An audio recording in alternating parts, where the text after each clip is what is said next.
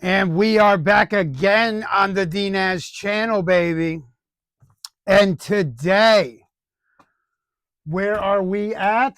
Where are we at, my friends? Well, we stuck there somehow, and I'm not going to question how. We are at, baby, the cross, the Christ, God, and we are at, I can't draw this, simulation. I'm just going to write it. Simulation. That's right. We are going to talk about God and simulation theory.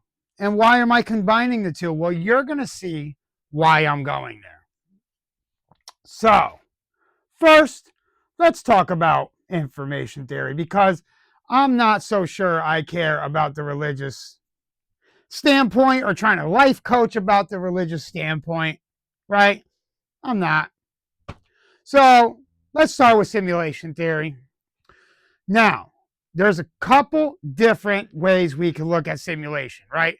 I think they say there's like 3 ways. If I'm going to remember them all, we're going to find out in a minute. So one is, I just know that one is that we are a civilization that is capable of the greatness of the intellectual level. We are capable to advance at some point in time, considering how we've advanced intellectually from the 5 billion years we've been here, whatever it is that the Earth's been, that life's been on Earth, how it's evolved. If that keeps going for another 5 billion years at the rate that it's going, we will undoubtedly reach a level of superhuman intelligence. That is just undoubtedly. And we're already creating simulation. Look at the Sims video game. That is a perfect example of what a simulation could be, right? And what we do when we are making a simulation is we are taking a 3D realm and putting it into a 2D platform, right? Think of just like how we are trying to imagine the 4th dimension as time. We think of time as the 4th dimension, right? We're trying to think, we all talk about extra dimensions. So if time's the 4th dimension, we're thinking about an extra dimension besides the 3 dimensions that we see. Imagine putting 3 dimensions on a 2-dimensional plane. On an X, just like the cross, on an X and Y axis, a 2-dimensional plane putting 3 dimensions. Someone in 2 dimensions couldn't realize that they are in 3 dimensions. They couldn't see in 3 dimensions. They would be on 2 because they're in 2 dimensions, right? That's like the Sims video game. It's a 2-dimensional platform. It is a computer. It's on a disc. It's on a flat platform. There is no platform. There is no space. Their time and space is flat. But they have a full world, do they not? They have an entire 3D world on a 2D disc video game computer platform on a 2D space. There is 3D platform. So that is a good example of how you create simulation and how us feeling like we are 3D creatures could be a 2D simulation. So now, what was I thinking about the different thoughts of simulation? That we are going up to the point where we will create a simulation because it's just inevitable because of the rate our intelligence is expanding. Okay. The other one, I told you there was 3. I only remember 2, I think. The other one is that we have already hit that level. We have already hit the level of creating a simulational universe to the point where we could be one of those simulation universes, right? So if we have already gotten to the point of creating a simulation, that means we could be one of the simulations that was created by humans. Let's say it's actually the year 2050, but we're in 2025 because the simulation was created, let's say in 2050, but the simulation is running back in time because it was created in the future. So if we already hit that point of creating a simulation, then we would never know if we are just a simulation created and the real future is ahead of us. Right. This is crazy thinking, right? It's insane. And I don't like insane thinking. I like to center us back to the universe. I'm a realist. But think about if the world was already like this, right? If the world is a simulation, there is no way to prove that your world is a simulation. I wouldn't think. If it was, right? If there was a simulation, now here's their argument. There will be glitches, right? So think about the breaks in our physics, in our laws of physics. There are things that we don't understand. There's a lot we don't understand. But think about that. Think of them as like glitches in the game. So if we were to perfect our physics, we wouldn't have these we would be able to somehow manipulate these glitches, and we could be able to manipulate reality. If it is a simulation, then we should be the programmer. You know, if it be God, if there is a programmer, if this is a simulation and it's a program, then there will be errors. There will be holes where we can find that the programmer missed, and we should be able to get into those and hack the system. That should just, we should be able to do that, because the fact that we can even think of the idea of being in a simulation is great in itself. Think about us, a creature, right? Think about animals. What separates us from animals is the power to ask the question, why? Because we can ask why, it separates us from animals, because they can't really ask why something is. If they could, they would contemplate. They would sit and contemplate. Why does this do this, right? Well, maybe I want to understand more about this. I want to understand why we're here. That is separates us from animals.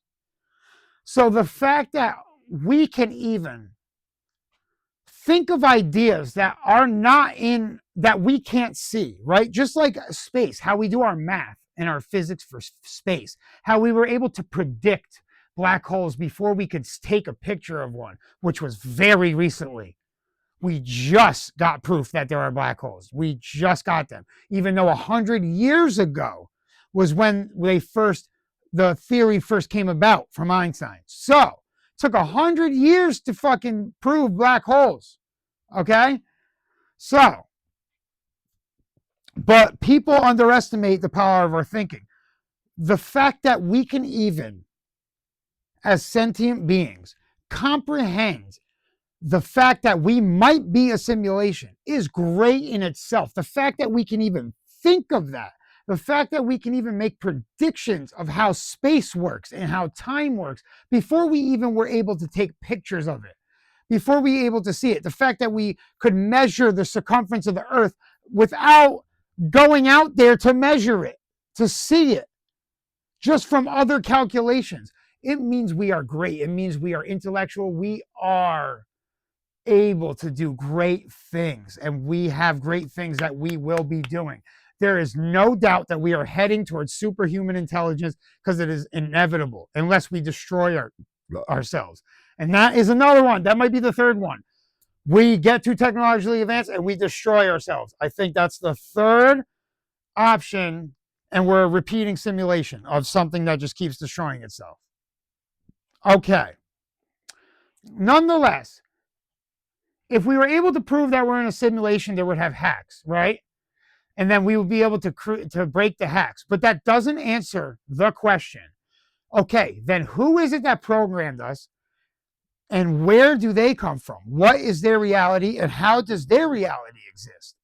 So the problem doesn't end there. For a realist, for someone like me, a scientist, for someone that wants the answers, it doesn't work for me, right? Because at the end of the day, you can't answer anything by us being a simulation. That doesn't give us the answers of the universe. That doesn't give us anything. That just creates more problems, because now I have to contemplate, okay, what's the world like that programmer came from? Where did the programmer come from? And how does he exist? Now I have to fucking think about all this. Are you kidding me? Right? So now I'm going to go over to God and exactly why this problem relates to God. Because when it comes to God, if you want to say scientifically, if you're looking at the universe and to you're trying to come up with a reason for the universe, you're trying to come up with some sort of answer, right? Well, if you just say, okay, I don't know why this part of physics doesn't work, it must be God, right? I don't know what the ether is. We don't know what dark matter is or dark energy is. We don't know where it comes from. It makes up 70% of the universe, but we don't know what the heck it is, right? That's true, right? So if you just say, well, it's God, okay, right? That would make everything easy, right? If you were to just say, well, the universe is here just because God, well, that's, man, you just made all my problems go away, because now I don't have to come up with an answer. I don't have to come up with a scientific answer. It was God. That's all I need to say, right? No, that's not where it stops, because then where did God come from? Okay? So this creates a new problem. Adding a God into the equation creates more of a problem. Where did the God come from? How did he get here? Now, people will say, well, it's God. God is omniscient, omnipotent, right? Whatever those words. I wish I could be smarter here and remember. I know omnipotent, and he's for everlasting, and he is not limited. He is completely free, right? So he is not limited to nothing. He's eternal, and he can create at will, and he can do whatever, right? So they would say, well, there's no reason. He can create himself. He doesn't need an explanation, because God can do everything because he just is. Then he exists because he just is, right? Great, fantastic. But guess what? I can say that same thing about the universe. If you want to ask me, well, we know about up to the Big Bang, but what happened before then and what caused the Big Bang, right? So there's either a cause, or the universe is here because it just is. So you could say the same thing about the universe. Well, it just is. It was there. Energy exists and is there because it just is, right? Entropy happens. The second law of thermodynamics happens. Disorder keeps getting greater. Why? It just happens because it just is, right?